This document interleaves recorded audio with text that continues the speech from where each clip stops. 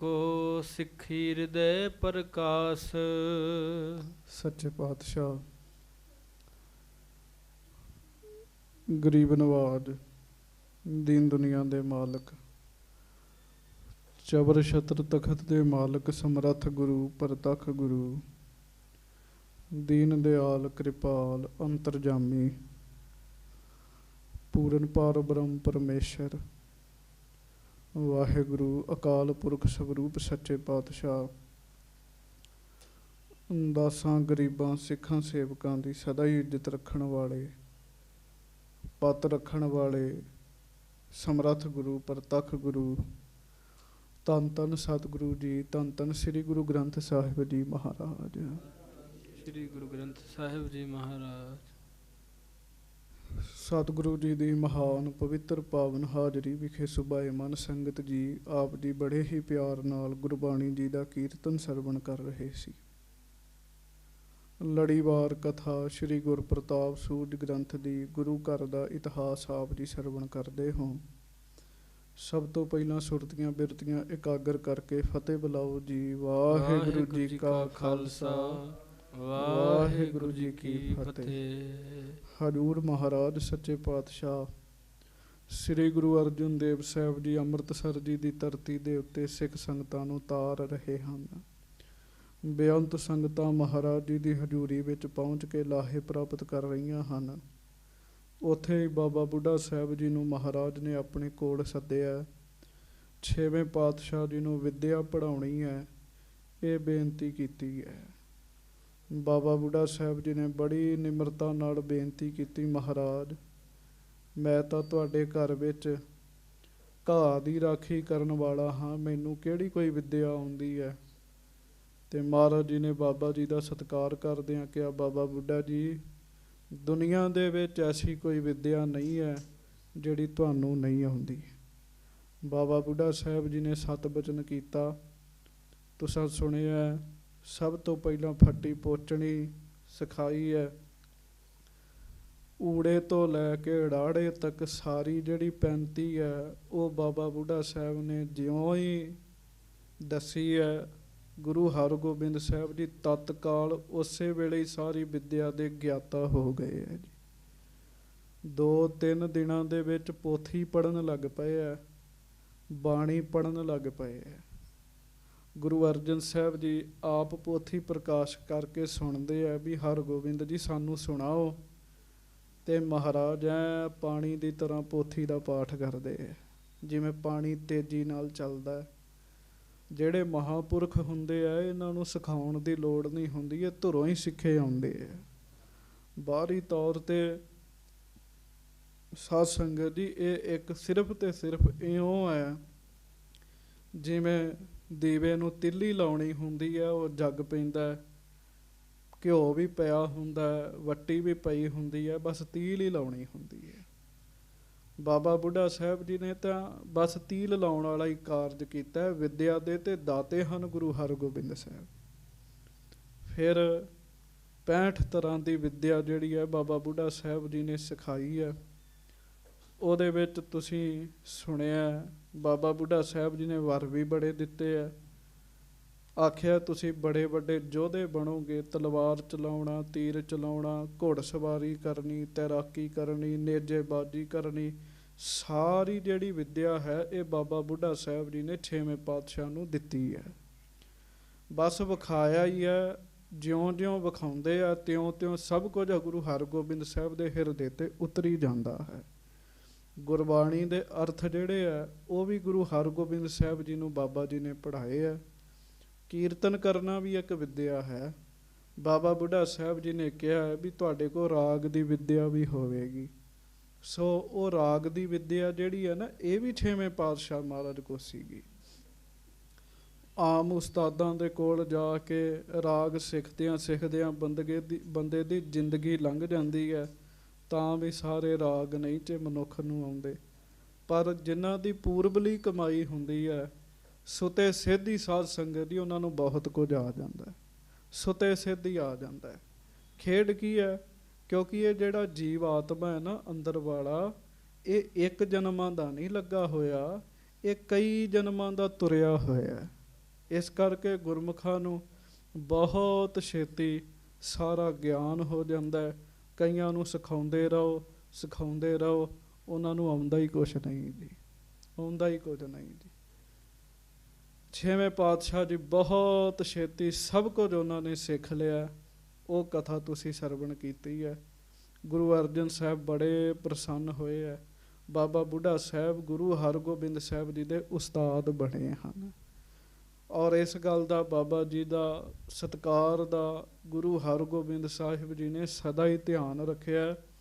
ਮਹਾਰਾਜ ਗੁਰਤਾ ਗੱਦੀ ਤੇ ਸੱਜ ਗਏ, ਗੁਰੂ ਬਣ ਗਏ, ਤਾਂ ਵੀ ਬਾਬਾ ਬੁੱਢਾ ਸਾਹਿਬ ਜੀ ਦੇ ਗੋਡੀਆਂ ਹੱਥ ਲਾਉਂਦੇ ਰਹੇ ਹੈ, ਕਿਉਂਕਿ ਬਾਬਾ ਜੀ ਉਸਤਾਦ ਹਨ।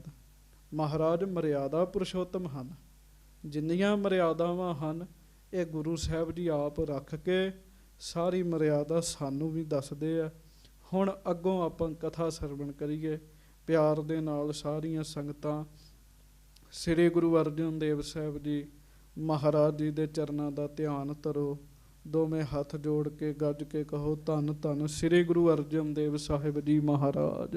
ਧੰਨ ਧੰਨ ਸ੍ਰੀ ਗੁਰੂ ਅਰਜਨ ਦੇਵ ਸਾਹਿਬ ਜੀ ਮਹਾਰਾਜ। ਧੰਨ ਧੰਨ ਸ੍ਰੀ ਗੁਰੂ ਅਰਜਨ ਦੇਵ ਸਾਹਿਬ ਜੀ ਮਹਾਰਾਜ। ਧੰਨ ਧੰਨ ਸ੍ਰੀ ਗੁਰੂ ਅਰਜਨ ਦੇਵ ਸਾਹਿਬ ਜੀ ਮਹਾਰਾਜ। ਸਭ ਸਿੱਖ ਸੰਗਤ ਗੱਜ ਕੇ ਆਖੋ ਜੀ ਸਤਿਨਾਮ ਸ੍ਰੀ ਵਾਹਿਗੁਰੂ ਸਾਹਿਬ ਜੀ। ਦੋਹਰਾ ਪੈੜਾ ਮੋਖਾ ਸਿੱਖੋ ਤੋ ਸ਼੍ਰੀ ਸਤਿਗੁਰ ਕੇ ਪਾਸ।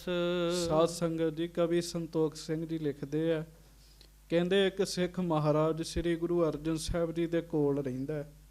ਉਸ ਸਿੱਖ ਦਾ ਨਾਮ ਕੀ ਹੈ? ਭਾਈ ਪੈੜਾ ਮੋਖਾ ਜੀ। ਇੱਕ ਭਾਈ ਪੈੜਾ ਮੋਖਾ ਜੀ ਪਹਿਲਾਂ ਵੀ ਹੋਏ ਸ੍ਰੀ ਗੁਰੂ ਅੰਗਦ ਸਾਹਿਬ ਜੀ ਦੇ ਕੋਲ। ਜਦੋਂ ਮਹਾਰਾਜ ਜੀ ਦੀ ਜਨਮ ਪੱਤਰੀ ਲੈ ਕੇ ਆਉਣੀ ਸੀਗੀ, ਭਾਈ ਪੈੜਾ ਮੋਖਾ ਜੀ ਸਾਰਾ ਕੁਝ ਪੜ੍ਹਨਾ ਜਾਣਦੇ ਸਨ। ਸੋ ਇਹ ਗੁਰੂ ਅਰਜਨ ਸਾਹਿਬ ਜੀ ਦੇ ਵੇਲੇ ਵੀ ਭਾਈ ਪੈੜਾ ਮੋਖਾ ਜੀ ਇੱਕ ਹੋਏ ਆ। ਉਹ ਮਹਾਰਾਜ ਜੀ ਦੇ ਕੋਲ ਰਹਿੰਦੇ ਆ। ਸਿਵੇ ਨਿਸ ਦਿਨ ਗੁਰਨ ਕੋ ਸਿੱਖੀ ਹਿਰਦੇ ਪ੍ਰਕਾਸ਼। ਭਾਈ ਪੈੜਾ ਮੋਖਾ ਜੀ ਦਿਨ ਰਾਤ ਸੇਵਾ ਹੀ ਕਰਦੇ ਰਹਿੰਦੇ ਆ। ਜਿਨ੍ਹਾਂ ਦੀ ਆਤਮਾ ਨੂੰ ਰੰਗ ਲੱਗ ਜਾਂਦਾ ਹੈ ਨਾ, ਫਿਰ ਸੰਗਤ ਜੀ ਉਹ ਅੱਕਦੇ ਨਹੀਂ, ਉਹ ਥੱਕਦੇ ਨਹੀਂ। ਭਾਈ ਪੈੜਾ ਮੋਖਾ ਜੀ ਦਿਨ ਰਾਤ ਸੇਵਾ ਕਰਦੇ ਰਹਿੰਦੇ ਆ। ਗੁਰੂ ਸਾਹਿਬ ਜੀ ਦੀ ਸੇਵਾ ਦੇ ਪ੍ਰਤਾਪ ਨਾਲ ਭਾਈ ਪੈੜਾ ਮੋਖਾ ਜੀ ਦੇ ਹਿਰਦੇ ਵਿੱਚ ਪ੍ਰਕਾਸ਼ ਹੋ ਗਿਆ। ਹਿਰਦੇ ਵਿੱਚ ਉਹਨਾਂ ਦੇ ਗਿਆਨ ਪ੍ਰਗਟ ਹੋ ਗਿਆ। ਹਾਂਜੀ।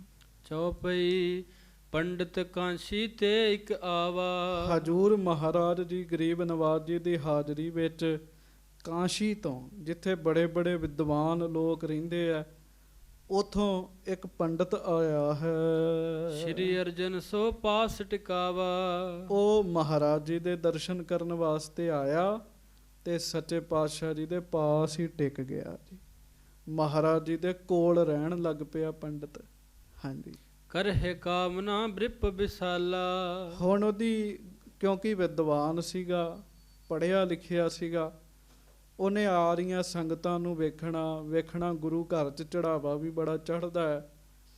ਉਹਨੇ ਨਾ ਸੰਗਤ ਵਿੱਚ ਬੈਠਿਆਂ ਇੱਕ ਸੰਕਲਪ ਉਠਾ ਲਿਆ। ਜਿਵੇਂ ਬੈਠੇ ਬੈਠੇ ਆਪਾਂ ਸੋਚ ਲੈਂਦੇ ਹਾਂ ਕੁਛ ਨਾ ਕੁਛ। ਉਹ ਬ੍ਰਾਹਮਣ ਨੇ ਵੀ ਇੱਕ ਫੁਰਨਾ ਬਣਾ ਲਿਆ ਜੀ।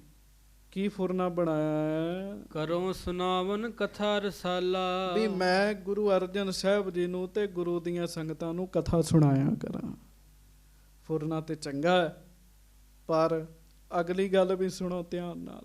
ਹਾਂਜੀ। ਪਾਸ਼ੇ ਦਸ਼ਨਾ ਲੈਵੋ ਮੋਖ। ਤੇ ਮੈਂ ਪਿੱਛੋਂ ਮਹਾਰਾਜ ਗਰੀਬ ਨਵਾਜ ਸੱਚੇ ਪਾਤਸ਼ਾਹ ਕੋਲੋਂ ਮੁਕਤੀ ਦੀ ਦਕਸ਼ਣਾ ਲਵਾਂਗਾ। ਜਾਂ ਉਹ ਵੀ ਕਹਿ ਲਈਏ ਵੀ ਮੈਂ ਮਹਾਰਾਜ ਕੋਲ ਦਕਸ਼ਣਾ ਲੈਣੀ ਹੈ, ਮਾਇਆ ਲਵਾਂਗਾ ਕਥਾ ਸੁਣਾ ਕੇ। ਉਹਦਾ ਮਕਸਦ ਜਿਹੜਾ ਸੀ ਉਹ ਇੱਥੋਂ ਤੱਕ ਸੀਗਾ। ਹਾਂਜੀ। ਦੈ ਹੈ ਗਿਆਨ ਰੋ ਸਤ ਸੰਤੋਖ। ਦੈ ਹੈ ਗਿਆਨ ਰੋ ਸਤ ਸੰਤੋਖ। ਗਿਆਨ ਧਿਆਨ ਸਤ ਸੰਤੋਖ ਗੁਰੂ ਸਾਹਿਬ ਮੈਨੂੰ ਬਖਸ਼ਣਗੇ। ਮੈਂ ਸਤ ਸੰਤੋਖ ਗਿਆਨ ਧਿਆਨ ਦੀ ਕਥਾ ਕਰਿਆ ਕਰਾਂਗਾ। ਹਾਂਜੀ। ਦਿਜ ਮਨ ਕੀ ਸਗਰੀ ਗੁਰ ਜਾਨੀ। ਮਹਾਰਾਜ ਗਰੀਬ ਨਵਾਜ ਜਾਣ ਗਏ ਵੀ ਪੰਡਤ ਜੀ ਬੈਠੇ ਫੁਰਨਾ ਬਣਾ ਰਹੇ ਨੇ, ਕਥਾ ਸੁਣਾਉਣ ਦਾ ਫੁਰਨਾ ਬਣਾ ਰਹੇ ਆ। ਹਾਂਜੀ। ਰਾਖਿਓ ਨਿਕਟ ਰਹਿਓ ਸੁਖ ਮਾਨੀ। ਹਜੂਰ ਮਹਾਰਾਜ ਗਰੀਬ ਨਵਾਜ ਜੀ ਨੇ ਉਹਨੂੰ ਆਪਣੇ ਕੋਲ ਹੀ ਰੱਖ ਲਿਆ ਜੀ। ਮਹਾਰਾਜ ਕਹਿਣ ਲੱਗੇ ਪੰਡਤ ਜੀ ਇੱਥੇ ਸਾਡੇ ਕੋਲ ਹੀ ਰਹੋ, ਸਾਡੀ ਹਾਜ਼ਰੀ ਵਿੱਚ। ਹਾਂਜੀ। ਕੇਤਕ ਮਾਸ ਵਿਪੇ ਜਬ ਪਾਸਾ।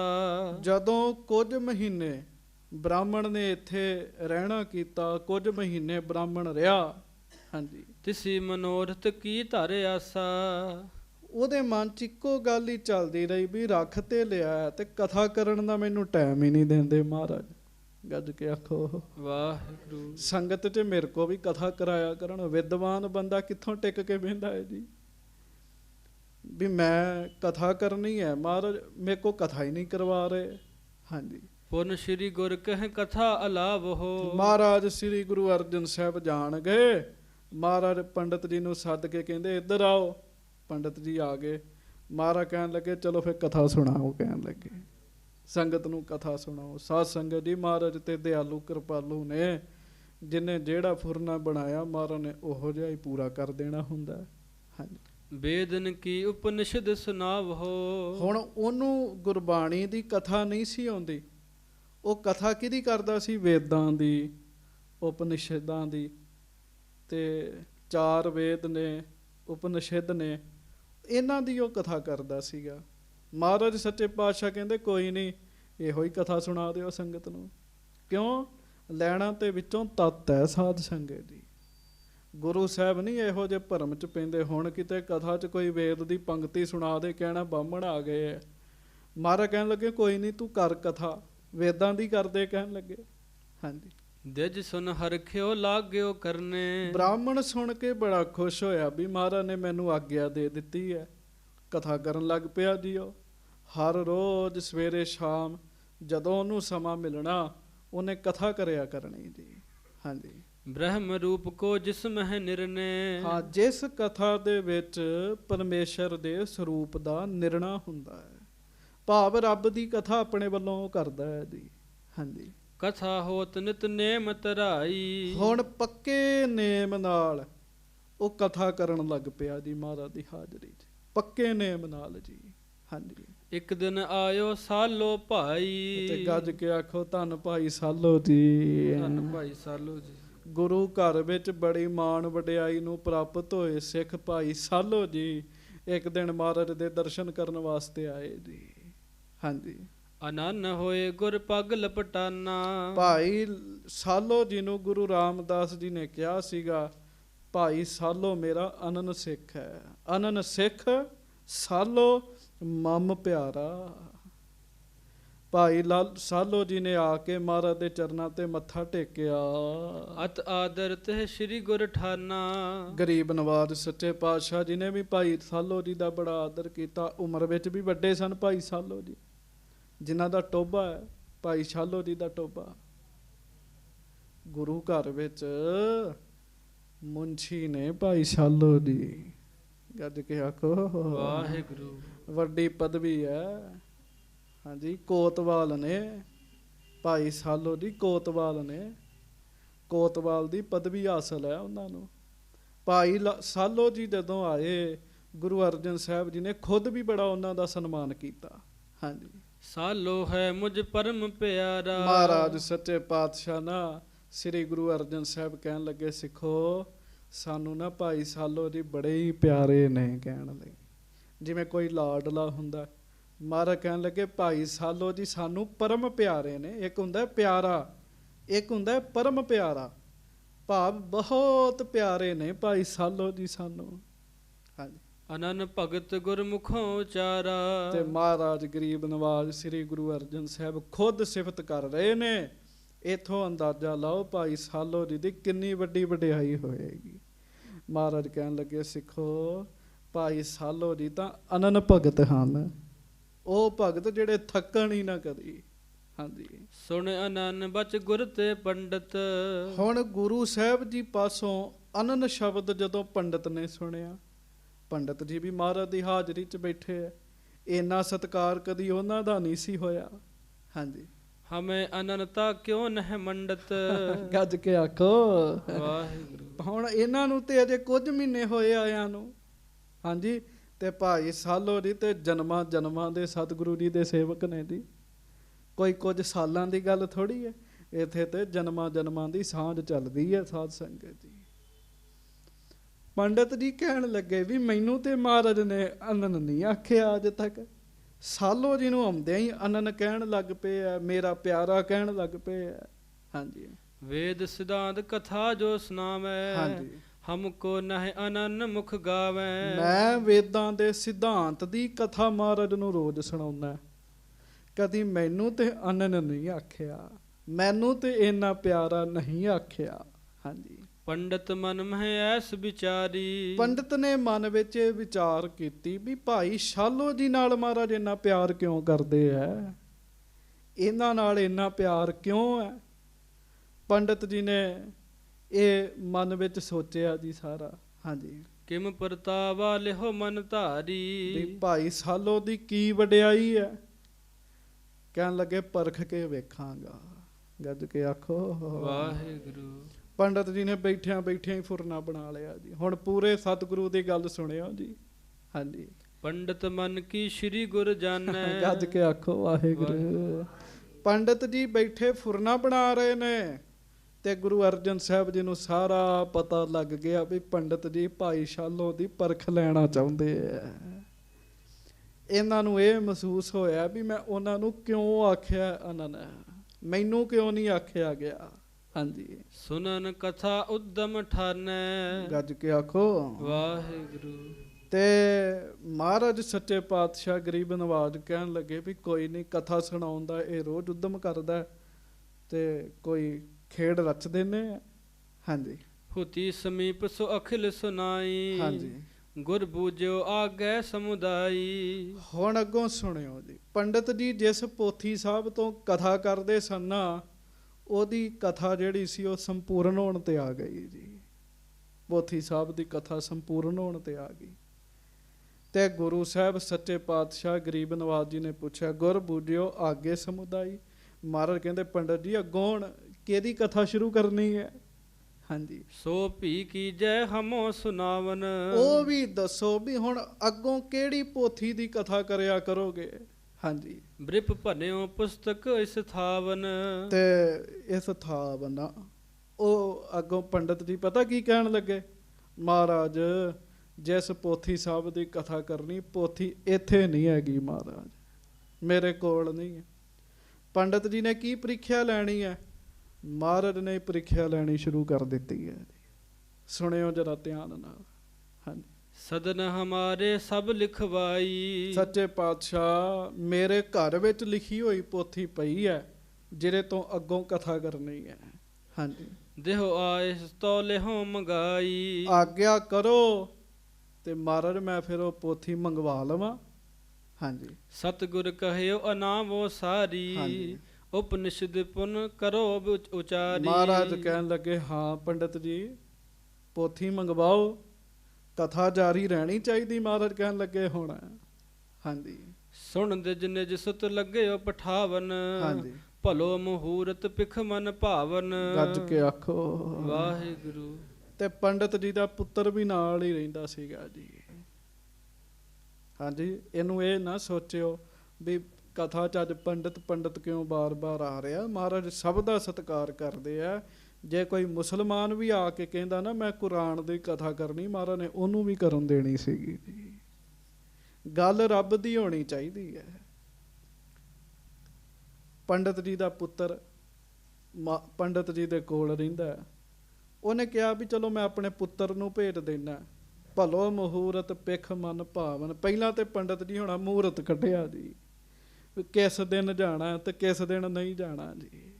ਹਾਂਜੀ ਪੂਜਾ ਕਰ ਗਣੇਸ਼ ਕੀ ਪਾਸੇ, ਫਿਰ ਹੁਣ ਘਰ ਬਹੁਤ ਦੂਰ ਹੈ, ਕਾਂਸ਼ੀ ਤੋਂ ਆਇਆ ਨਾ ਜੀ, ਤੇ ਕਾਂਸ਼ੀ ਜਾਣਾ ਹੈ ਜੀ। ਤੇ ਪੂਜਾ ਗਣੇਸ਼ ਦੀ ਪੂਜਾ ਕੀਤੀ ਸਭ ਤੋਂ ਪਹਿਲਾਂ।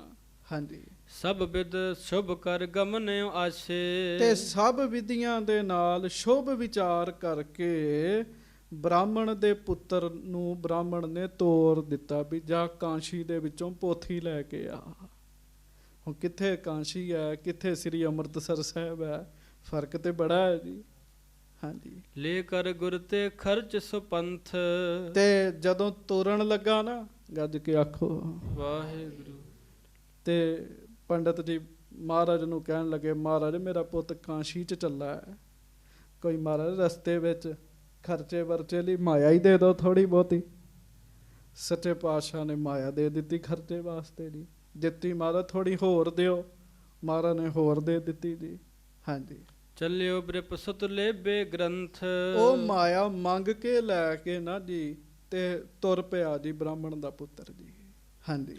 ਦਰਸ਼ਨ ਮੁਖ ਹੋਏ ਦਾਏ ਬਾਏ। ਹਾਂਜੀ। ਸ਼ਬਦ ਕਰਿਓ ਅਪਸ਼ਗਨ ਦਿਖਾਏ। ਅਜੇ ਥੋੜੀ ਅੱਗੇ ਤੁਰਿਆ ਜੀ, ਗੱਜ ਕੇ ਆਖੋ ਥੋੜੀ ਅੱਗੇ ਤੁਰਿਆ ਤੇ ਕੀ ਹੋਇਆ ਸਾਧ ਸੰਗਤ ਜੀ, ਇੱਕ ਖੋਤਾ ਸਾਹਮਣੇ ਹੋ ਕੇ ਤੇ ਹਿੰਗਣ ਲੱਗ ਪਿਆ ਜੀ। ਉਹਨੂੰ ਹੁਣ ਅਪਸ਼ਗਨ ਮੰਨਦੇ ਆ ਜੀ। ਉਹ ਕਹਿੰਦੇ ਨਾ ਬਿੱਲੀ ਲੰਘ ਜੇ ਗਾਂ ਨਹੀਂ ਜਾਣਾ, ਮਾੜਾ ਕੰਮ ਹੋਏਗਾ।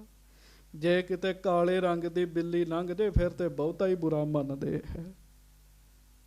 ਤੇ ਬ੍ਰਾਹਮਣ ਦੇ ਪੁੱਤਰ ਨੇ ਸੋਚਿਆ ਵੀ ਖੋਤਾ ਹੀਂਗ ਪਿਆ ਤੇ ਇਹ ਹੁਣ ਮਾੜਾ ਸ਼ਗਨ ਹੋ ਗਿਆ ਬੜਾ। ਹਾਂਜੀ। ਹਟ ਆਇਓ ਤਬ ਸ੍ਰੀ ਗੁਰ ਸੁਨਿਓ। ਤੇ ਪੰਡਤ ਦਾ ਪੁੱਤਰ ਜਿਹੜਾ ਸੀਗਾ ਉਹ ਵਾਪਸ ਆ ਗਿਆ ਜੀ।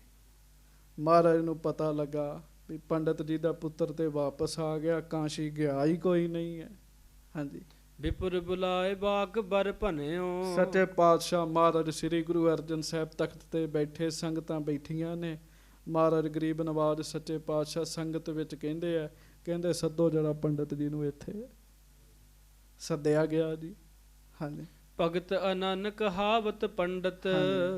ਖਰ ਤੇਗ ਯਾਤਰਾ ਕੀਨ ਸਖੰਡਤ। ਗੱਜ ਕੇ ਆਖੋ ਵਾਹਿਗੁਰੂ। ਮਹਾਰਾਜ ਗਰੀਬ ਨਵਾਜ ਸੱਚੇ ਪਾਤਸ਼ਾਹ ਪਤਾ ਕੀ ਕਹਿਣ ਲੱਗੇ?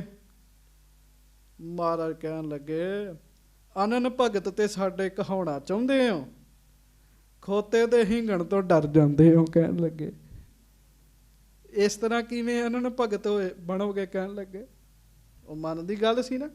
ਮੈਨੂੰ ਨਹੀਂ ਅਨਨ ਆਖਿਆ। ਹਰ ਬੰਦਾ ਚਾਹੁੰਦਾ ਹੈ ਵੀ ਮੇਰੀ ਸਿਫਤ ਹੋਵੇ ਜੀ, ਪੱਲੇ ਕੁਝ ਵੀ ਨਾ ਹੋਵੇ ਫਿਰ ਵੀ ਚਾਹੁੰਦਾ ਮੇਰੀ ਸਿਫਤ ਹੋਵੇ ਜੀ।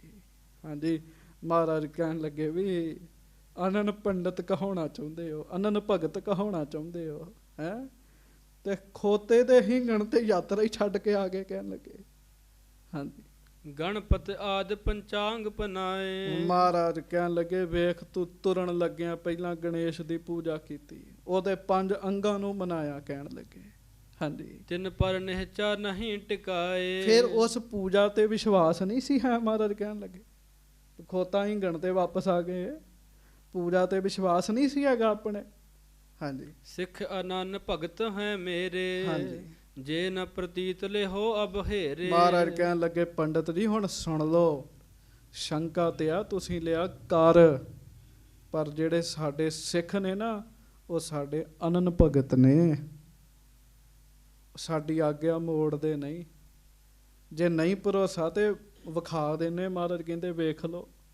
ਹਾਂਜੀ। ਪੈੜੇ ਕੋ ਬੁਲਾਏ ਕਰ ਭਨਿਓ।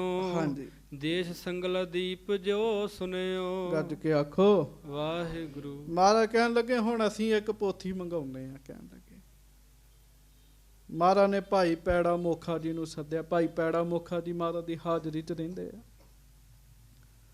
ਮਹਾਰਾਜ ਕਹਿਣ ਲੱਗੇ ਪੈੜਾ ਮੋਖਾ ਸੰਗਲਾ ਦੇਸ਼ ਦੀਪ ਦਾ ਨਾਮ ਸੁਣਿਆ? ਗੱਜ ਕੇ ਆਖੋ ਵਾਹਿਗੁਰੂ। ਸੰਗਲਾ ਦੀਪ ਦਾ ਨਾਮ ਸੁਣਿਆ? ਮਹਾਰਾਜ ਹਾਂਜੀ ਸੁਣਿਆ ਸੱਚੇ ਪਾਤਸ਼ਾਹ। ਹਾਂਜੀ। ਪ੍ਰਾਨ ਸੰਗਲੀ ਪੋਥੀ ਤਹਾਂ। ਉੱਥੇ ਮਹਾਰਾਜ ਕਹਿਣ ਲੱਗੇ ਗੁਰੂ ਨਾਨਕ ਸਾਹਿਬ ਜੀ ਦੀ ਇੱਕ ਪੋਥੀ ਪਈ ਹੈ, ਉਸ ਪੋਥੀ ਦਾ ਨਾਮ ਹੈ ਪ੍ਰਾਨ ਸੰਗਲੀ। ਹਾਂਜੀ। ਲੈ ਆਵੋ ਗਮਨੋ ਮਗ ਮਹਾ। ਹੁਣੇ ਹੀ ਜਾਓ। ਤੇ ਮਹਾਰਾਜ ਕਹਿਣ ਲੱਗੇ ਪੋਥੀ ਸਾਹਿਬ ਲੈ ਕੇ ਆਓ। ਸਾਧ ਸੰਗਤ ਜੀ ਇਹ ਕਿਹੜੀ ਪੋਥੀ ਹੈ ਭਲਾ? ਰਾਜੇ ਸ਼ਿਵਨਾਬ ਨੂੰ ਗੁਰੂ ਨਾਨਕ ਸਾਹਿਬ ਜੀ ਨੇ ਉਪਦੇਸ਼ ਦਿੱਤਾ। ਰਾਜਾ ਸ਼ਿਵਨਾਬ ਸਭ ਕੁਝ ਲਿਖੀ ਗਿਆ ਜੀ। ਉਹਦੀ ਪੋਥੀ ਸੰਗਲਾ ਦੀਪ 'ਚ ਹੀ ਪਈ ਹੈ। ਹਾਂਜੀ। ਸ਼੍ਰੀ ਨਾਨਕ ਸਤਿਗੁਰ ਤਹ ਗਏ। ਹਾਂ ਮਹਾਰਾਜ ਆਪ ਦੱਸ ਰਹੇ ਹੈ ਸ੍ਰੀ ਗੁਰੂ ਅਰਜਨ ਸਾਹਿਬ। ਮਹਾਰਾਜ ਕਹਿਣ ਲੱਗੇ ਪੈੜੇ ਮੋਖੇ ਸ੍ਰੀ ਗੁਰੂ ਨਾਨਕ ਸਾਹਿਬ ਮਹਾਰਾਜ ਸੰਗਲਾ ਦੀਪ ਜਦੋਂ ਗਏ ਸਨ ਨਾ। ਹਾਂਜੀ।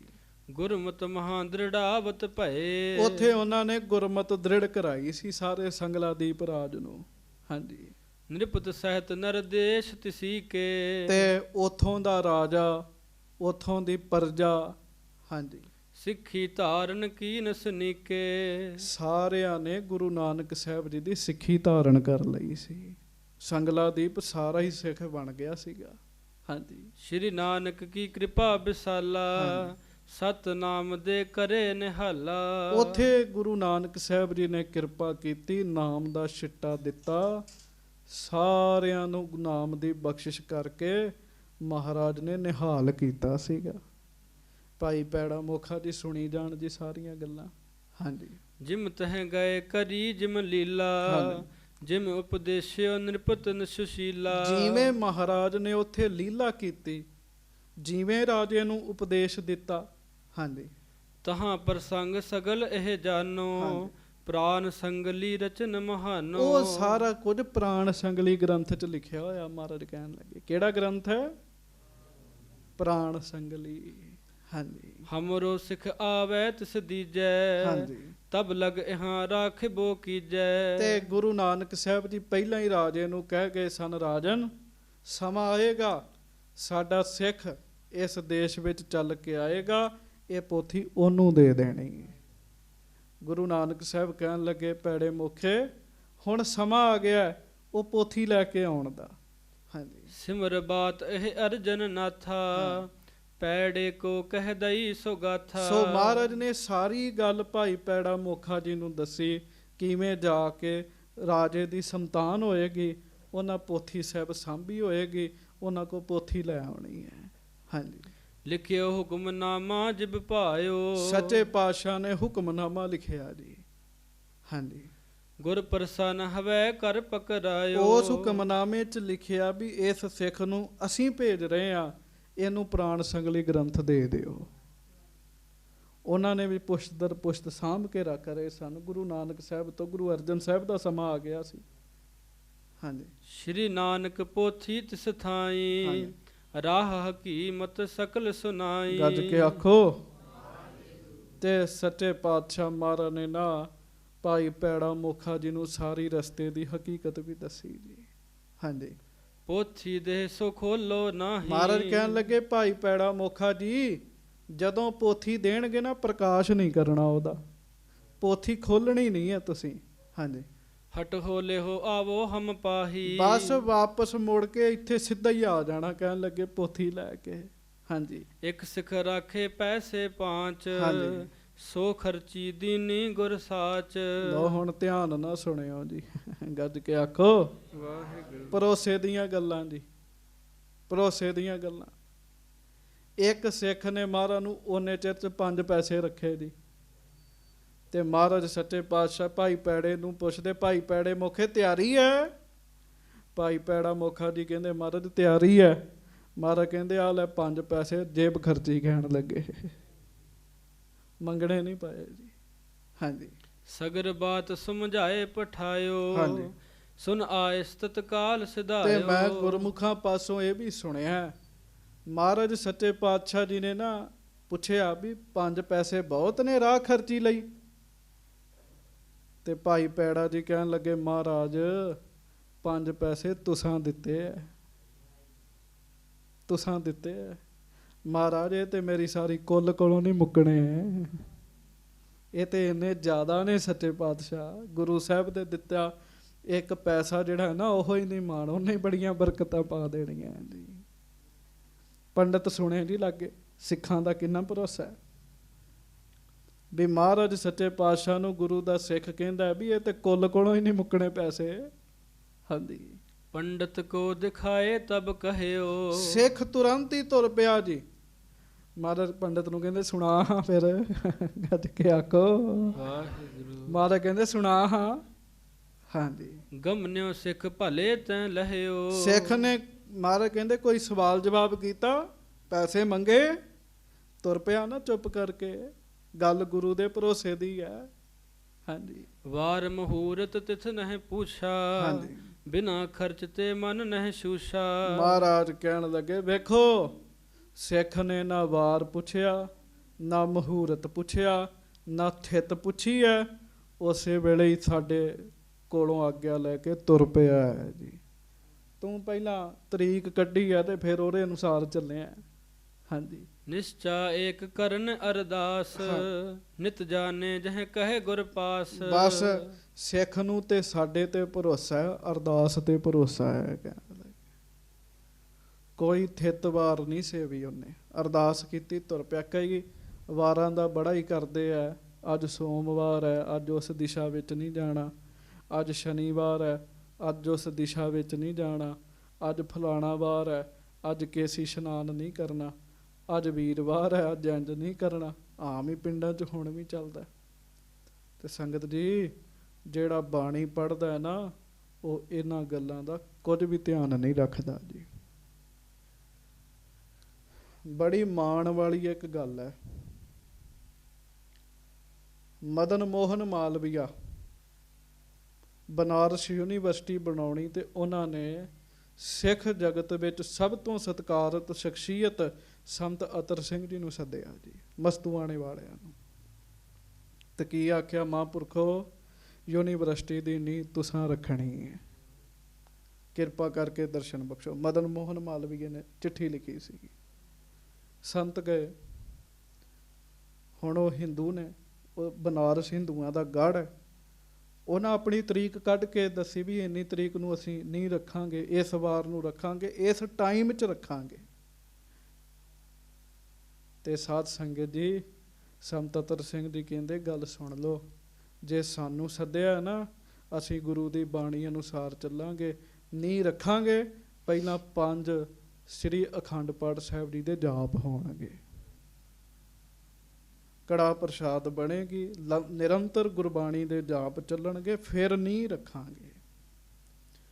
ਬਨਾਰਸ ਯੂਨੀਵਰਸਿਟੀ ਹਿੰਦੂਆਂ ਦਾ ਗੜ੍ਹ ਹੈ। ਉੱਥੇ ਯੂਨੀਵਰਸਿਟੀ, ਆ ਪਿਛਲੇ ਸਿੰਘ ਆਇਆ ਸੀ, ਉੱਥੇ ਪੜ੍ਹਦਾ ਸੀਗਾ ਉਹ। ਉਸ ਯੂਨੀਵਰਸਿਟੀ ਦੀ ਨੀਂਹ ਸੰਤ ਅਤਰ ਸਿੰਘ ਜੀ ਮਸਤੂਆਣੇ ਵਾਲਿਆਂ ਨੇ ਰੱਖੀ ਸੀ। ਉਹਨਾਂ ਨੂੰ ਆਖਿਆ ਸੀ, ਅਸੀਂ ਤਰੀਕ ਨਹੀਂ ਵੇਖਣੀ, ਅਸੀਂ ਗੁਰੂ ਜੀ ਦੀ ਬਾਣੀ ਦੇ ਅਨੁਸਾਰ ਚੱਲਣਾ ਹੈ।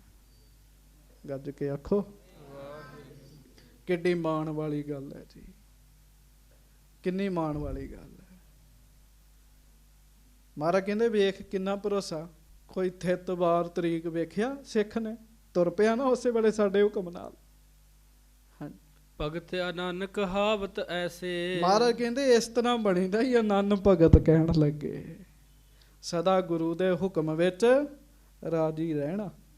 ਇਸ ਤਰ੍ਹਾਂ ਅਨੰਨ ਭਗਤ ਬਣੀਦਾ, ਅਨੰਨ ਭਗਤ ਇਸ ਤਰ੍ਹਾਂ ਬਣੀਦਾ। ਹਾਂਜੀ। ਗੁਰ ਬਿਨ ਅਪਰ ਨ ਮਾਨੇ ਕੈਸੇ। ਗੁਰੂ ਨੂੰ ਛੱਡ ਕੇ ਕਿਸੇ ਹੋਰ ਨੂੰ ਨਹੀਂ ਮੰਨਣਾ। ਐਵੇਂ ਮਾੜੀਆਂ ਮੋਟੀਆਂ ਗੱਲਾਂ ਵਿੱਚ ਕਿਸੇ ਹੋਰ ਦੇ ਲੜ ਨਹੀਂ ਲੱਗਣਾ। ਉਹ ਅਨੰਨ ਸਿੱਖ ਹੁੰਦੇ ਆ, ਉਹ ਪਿਆਰੇ ਸਿੱਖ ਹੁੰਦੇ ਆ।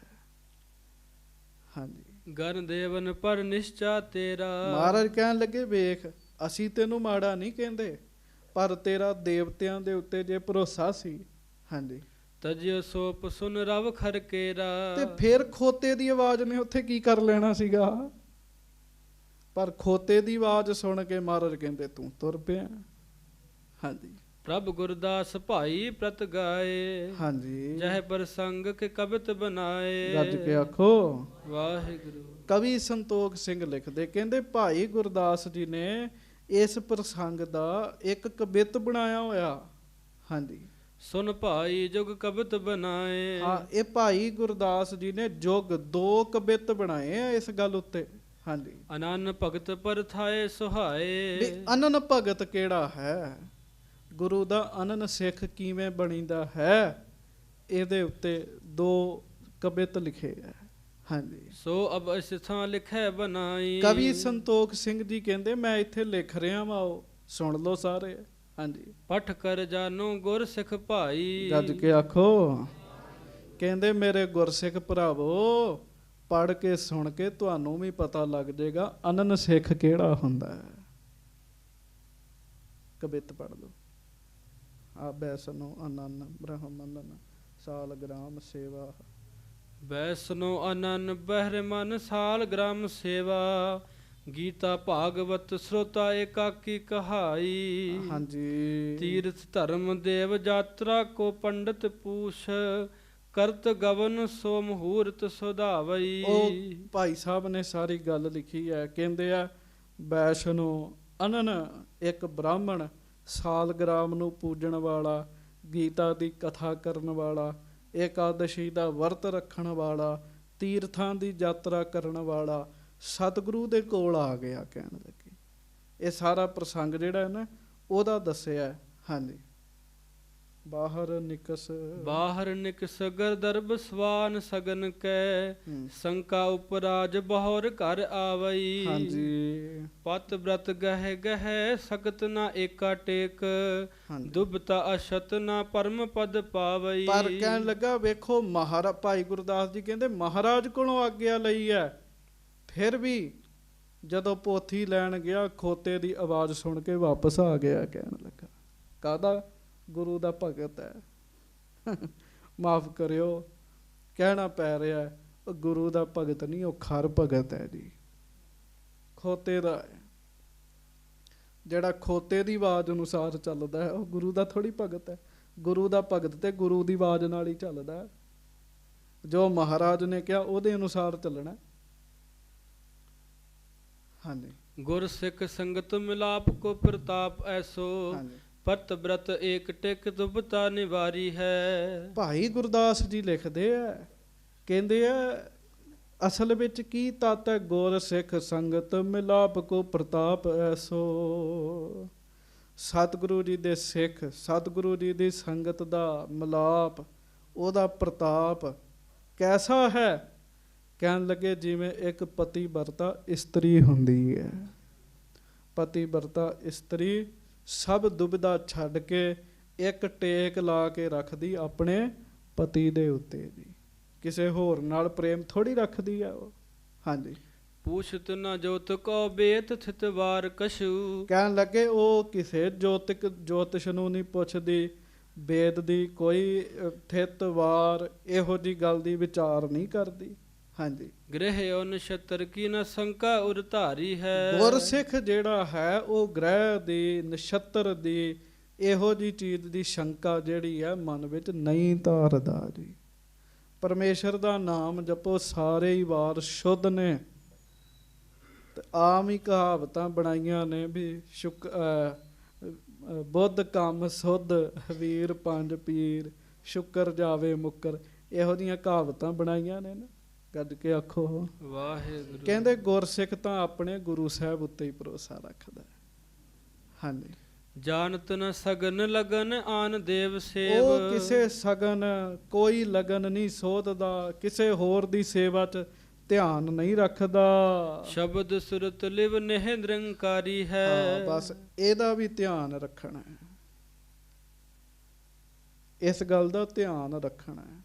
ਕਿਸੇ ਜੋਤਿਸ਼ ਵੱਲ ਸਿੱਖ ਧਿਆਨ ਨਹੀਂ ਰੱਖਦਾ, ਕਿਸੇ ਸਗਨ ਵੱਲ ਧਿਆਨ ਨਹੀਂ ਰੱਖਦਾ, ਕੋਈ ਲਗਨ ਨਹੀਂ ਸੋਧਦਾ, ਕਿਸੇ ਹੋਰ ਦੀ ਸੇਵਾ ਨਹੀਂ ਕਰਦਾ। ਇਹ ਤੇ ਮੰਨਦੇ ਆ, ਪਰ ਇਹ ਗੱਲ ਤੇ ਸੁਣਾ ਦਿੰਦੇ ਆ। ਭਾਈ ਗੁਰਦਾਸ ਜੀ ਕਹਿੰਦੇ ਸਿੱਖੋ ਅਗਲੀ ਗੱਲ ਦਾ ਵੀ ਜ਼ਰੂਰ ਧਿਆਨ ਰੱਖੋ। ਸ਼ਬਦ ਸੁਰਤ ਲਿਵ ਨੇਹ ਨਿਰੰਕਾਰੀ ਹੈ। ਗੱਜ ਕੇ ਆਖੋ ਵਾਹਿਗੁਰੂ। ਇਹ ਸਭ ਕੁਝ ਤਾਂ ਠੀਕ ਹੈ ਜੇ ਗੁਰੂ ਕਾ ਸਿੱਖ ਆਪਣੀ ਸੁਰਤ ਜਿਹੜੀ ਹੈ ਉਹ ਗੁਰੂ ਦੇ ਸ਼ਬਦ ਦੇ ਵਿੱਚ ਟਿਕਾ ਕੇ ਰੱਖੇਗਾ, ਫਿਰ ਉਹਦਾ ਕੁਝ ਵੀ ਮਾੜਾ ਨਹੀਂ ਹੈ। ਸਾਧ ਸੰਗਤ ਜੀ ਗੱਜ ਕੇ ਆਖੋ ਵਾਹਿਗੁਰੂ। ਨਹੀਂ ਤੇ ਹੁਣ ਵੇਖੋ ਨਾ ਜੀ, ਹਰ ਚੀਜ਼ ਦਾ ਖੰਡਨ ਵੀ ਕਰੇ ਤੇ ਗੁਰੂ ਦੇ ਸ਼ਬਦ ਵਿੱਚ ਲਿਵ ਵੀ ਨਾ ਲਾਈ ਹੋਵੇ, ਫਿਰ ਵੀ ਕਵੇ ਮੈਂ ਖਾਲਸਾ ਹਾਂ। ਨਹੀਂ ਸਾਧ ਸੰਗਤ ਜੀ, ਏਦਾਂ ਬਾਤ ਨਹੀਂ ਬਣਦੀ। ਦਸਵੇਂ ਪਾਤਸ਼ਾਹ ਇੱਕ ਸਵਈਆ ਲਿਖਦੇ ਨਾ, ਜਾਗਤ ਜੋਤ ਜਪੈ ਨਿਸਬਾਸਰ, ਏਕ ਬਿਨਾ ਮਨ ਨੈਕ ਨਾ ਮਾਨੈ। ਪੂਰਨ ਪ੍ਰੇਮ ਪ੍ਰਭਾਵ ਬਿਨਾ, ਬ੍ਰਤ ਗੋੜ ਮੜੀ ਮਠ ਭੂਲ ਨਾ ਮਾਨੈ। ਮਹਾਰਾਜ ਸਵਈਆ ਲਿਖਦੇ, ਕਹਿੰਦੇ ਉਹ ਵਰਤ ਨਹੀਂ ਰੱਖਦਾ, ਉਹ ਮੜੀਆਂ ਨੂੰ ਨਹੀਂ ਮੰਨਦਾ, ਉਹ ਮੱਟਾਂ ਨੂੰ ਨਹੀਂ ਮੰਨਦਾ, ਇਹਨਾਂ ਦਾ ਤੇ ਖੰਡਨ ਕਰਦੇ ਆ। ਪਰ ਚੇਤਾ ਰੱਖੋ, ਪਹਿਲਾਂ ਮਹਾਰਾਜ ਕਹਿਣ ਲੱਗੇ ਸਿੱਖ ਕਰਦਾ ਕੀ ਹੈ? ਸਿੱਖ ਗੁਰੂ ਦੇ ਸ਼ਬਦ ਵਿੱਚ ਲਿਵ ਲਾ ਕੇ ਰੱਖਦਾ ਹੈ। ਸਿੱਖ ਉਸ ਜਗ ਦੀ ਜੋਤ ਨੂੰ ਜਪਦਾ ਹੈ ਜਿਹਨੇ ਸਦਾ ਹੀ ਜਗਦੇ ਰਹਿਣਾ। ਜਾਗਤ ਜੋਤ ਜਪੈ ਨਿਸ ਬਾਸੁਰ, ਜਾਗਤ ਜੋਤ ਜਪੈ ਨਿਸ ਬਾਸੁਰ, ਜਾਗਤ ਜੋਤ ਜਪੈ ਨਿਸ ਬਾਸੁਰ, ਜਾਗਤ ਜੋਤ ਜਪੈ ਨਿਸ ਬਾਸੁਰ, ਜਾਗਤ ਜੋਤ ਜਪੈ ਨਿਸ ਬਾਸੁਰ।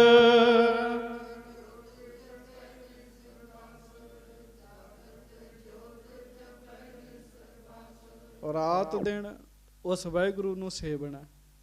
ਇੱਧਰ ਤੋਂ ਧਿਆਨ ਨਹੀਂ ਹੈ ਤੇ ਬਾਕੀ ਗੱਲਾਂ ਦਾ ਖੰਡਨ ਕਰੋਗੇ, ਉਹਦਾ ਕੀ ਫਾਇਦਾ ਹੈ? ਪਹਿਲਾਂ ਇਹ ਕੰਮ ਕਰਨਾ। ਸਿੱਖ ਪੁੱਛਤ ਨਾ ਜੋਤਿਕ ਔ ਬੇਦ ਥਿਤ ਵਾਰ, ਕਛੂ ਗ੍ਰਹਿ ਔਰ ਨਿਛਤਰ, ਕੀ ਸੰਕ ਉਰ ਧਾਰੀ ਹੈ, ਨਾ ਸੰਕ ਉਰ ਧਾਰੀ ਹੈ। ਜਾਨਤ ਨਾ ਸਗਨ ਲਗਨ ਆਨ ਦੇਵ ਸੇਵ, ਸ਼ਬਦ ਸੁਰਤ ਲਿਵ ਨੇਹ ਨਿਰੰਕਾਰੀ ਹੈ। ਪਰ ਕਹਿਣ ਲੱਗੇ ਇਹ ਸਾਰਾ ਕੁਝ ਨਹੀਂ ਕਰਦਾ, ਪਰ ਆਪਣੀ ਸੁਰਤ 'ਚ ਸ਼ਬਦ ਨੂੰ ਰੱਖਦਾ ਹੈ।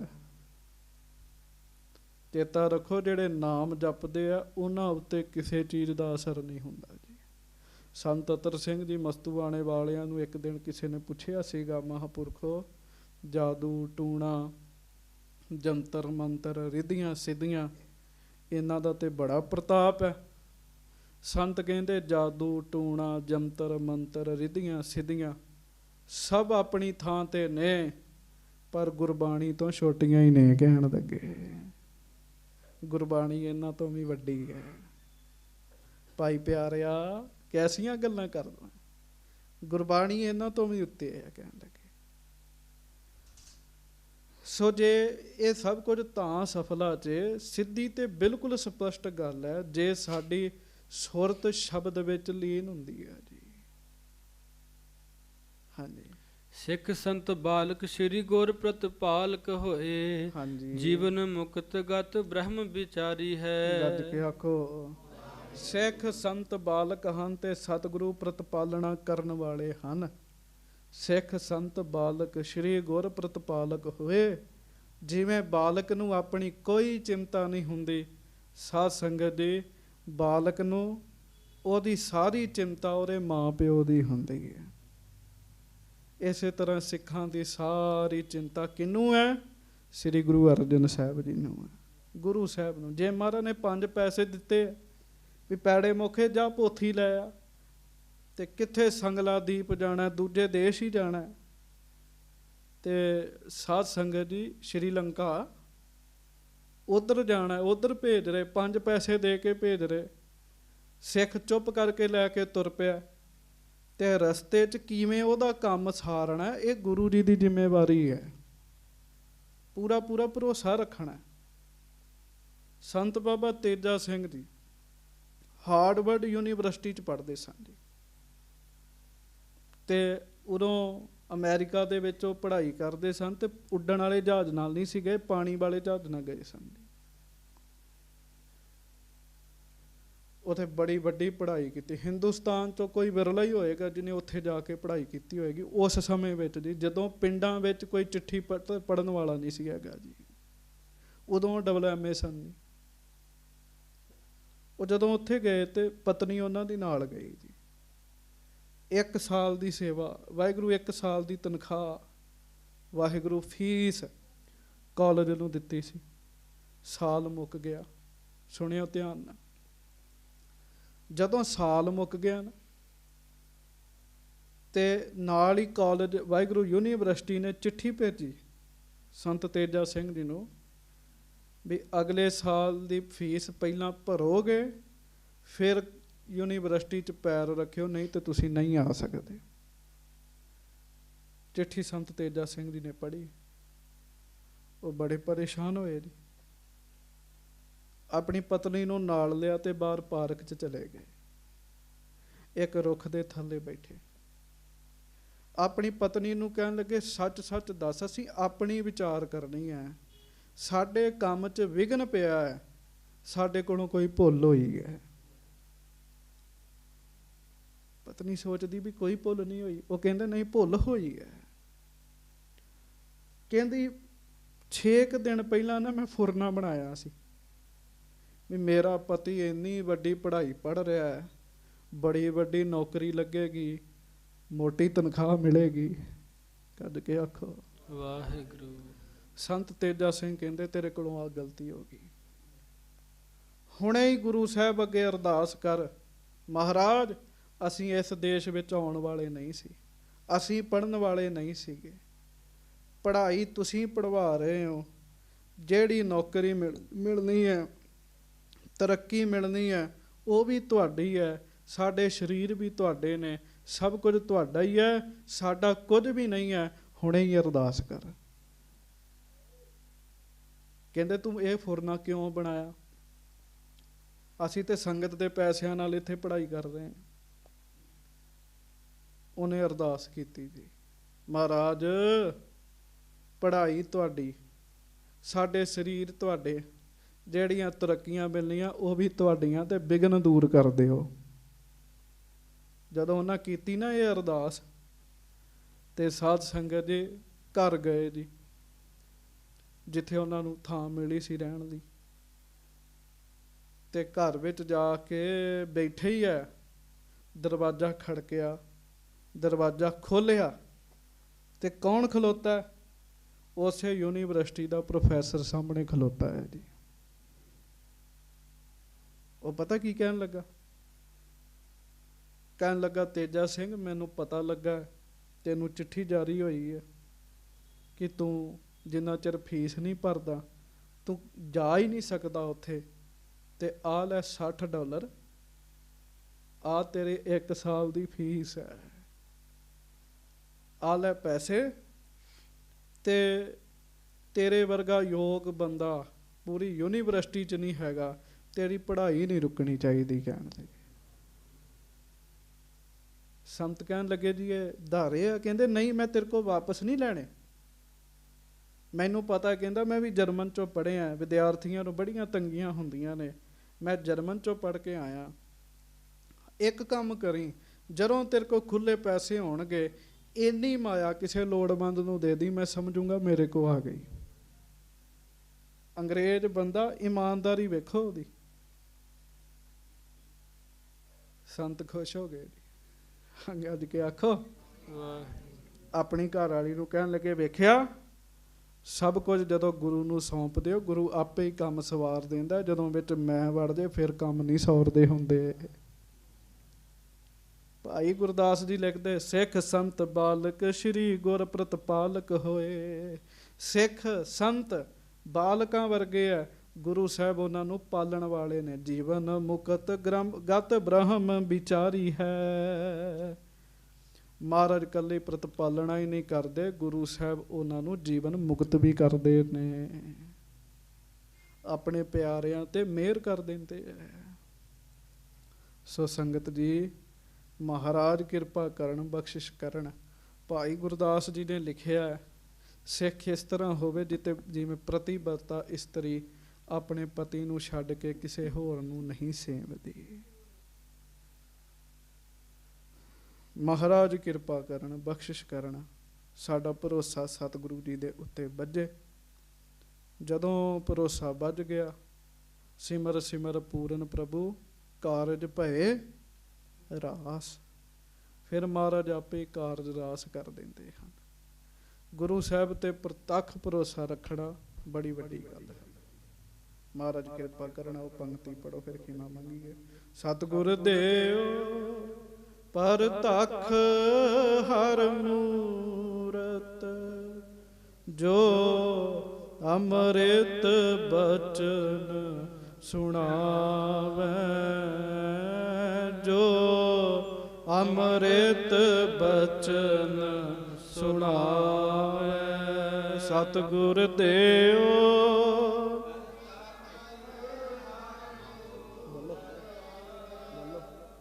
ਸਤਿਗੁਰ ਦੇਵ ਪ੍ਰਤੱਖ ਹਰ ਮੂਰਤ, ਜੋ ਅੰਮ੍ਰਿਤ ਬਚਨ ਸੁਣਾਵੇ,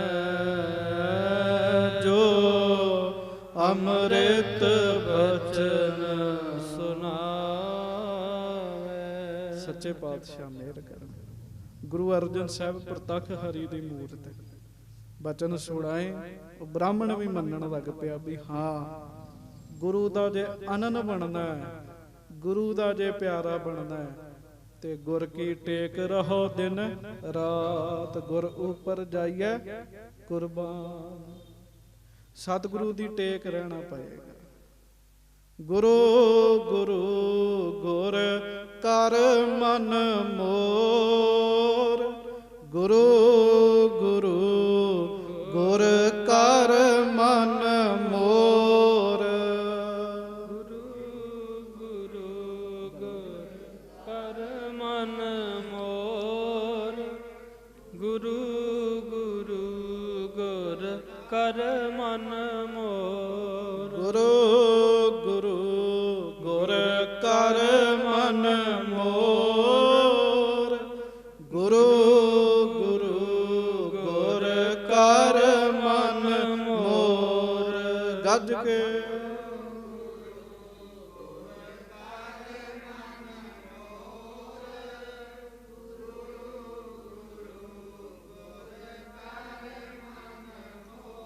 ਗੁਰੂ ਬਿਨਾ ਮੈਂ ਨਾਹੀ ਹੋਰ, ਗੁਰੂ ਬਿਨਾ ਮੈਂ ਨਾਹੀ ਹੋਰ,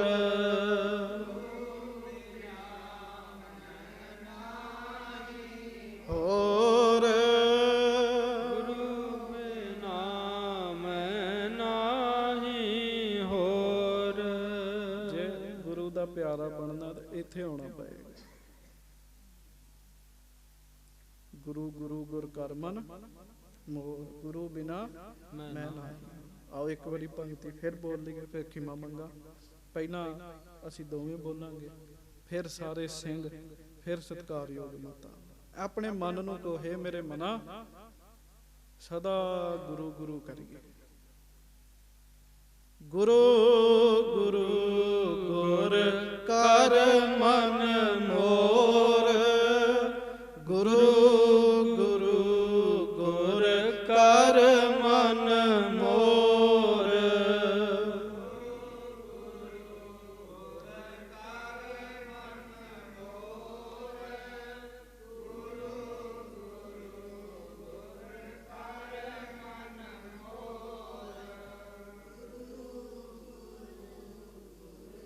ਗੱਜ ਕੇ ਗੁਰੂ ਗੁਰੂ ਗੁਰ ਕਰ ਮਨ ਮੋਰ। ਭੁੱਲਾਂ ਚੁੱਕਾਂ ਦੀ ਮਾਫੀ ਬਖਸ਼ਿਸ਼ ਕਰਨੀ। ਪਿਆਰ ਨਾਲ ਗੱਜ ਕੇ ਫਤਿਹ ਬੁਲਾਓ ਜੀ। ਵਾਹਿਗੁਰੂ ਜੀ ਕਾ ਖਾਲਸਾ, ਵਾਹਿਗੁਰੂ ਜੀ ਕੀ ਫਤਿਹ। ਸੋ ਕਹੋ ਟਲ